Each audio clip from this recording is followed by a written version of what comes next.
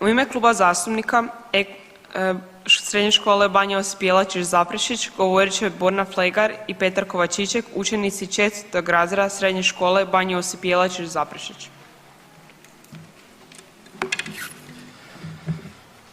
Poštovana predsjednice, uvažene zastupnice i zastupnici, ja sam Borna Flegar i srdačno vas pozdravljam u ime Kluba zastupnika Srednje škole Banja Josip Jelačić iz Zaprešića. Definirajući strukturu organizacije upravljanja, ovaj zakon omogućuje brzu i učinkovitu reakciju tijekom kriznih situacija. Naglasak na zaštiti građana, imovine i okoliša postavlja temelje za prioritetno postupanje u slučajevima prirodnih katastrofa ili izvanrednih situacija.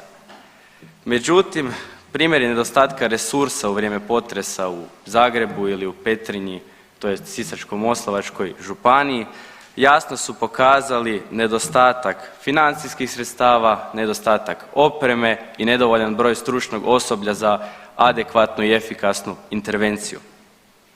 Nedostatak adekvatne edukacije građana tijekom tih kriznih situacija također je bila uočljiva, što je smanjilo samu pripremljenost građana upravo za takve situacije. U vremenu pandemije COVID-19 jasno definirane ovlasti zdravstvenih institucija i civilne zaštite omogućile su bolje upravljanje krizom, te se istaknula potreba za kontinuiranim obrazovanjem i za kontinuiranim informiranjem javnosti o opasnostima i mjerama zaštite, a sve u svrhu podizanja svijesti i poticanja na pravilno djelovanje. Stoga predlažemo amandman na članak 48. ovog zakona.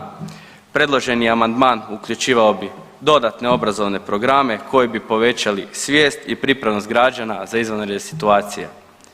Konkretni planovi, evaluacije, vježbi i češća edukacija javnosti ključni su za podizanje svijesti i pripravnosti u kriznim situacijama. Zahvaljujem.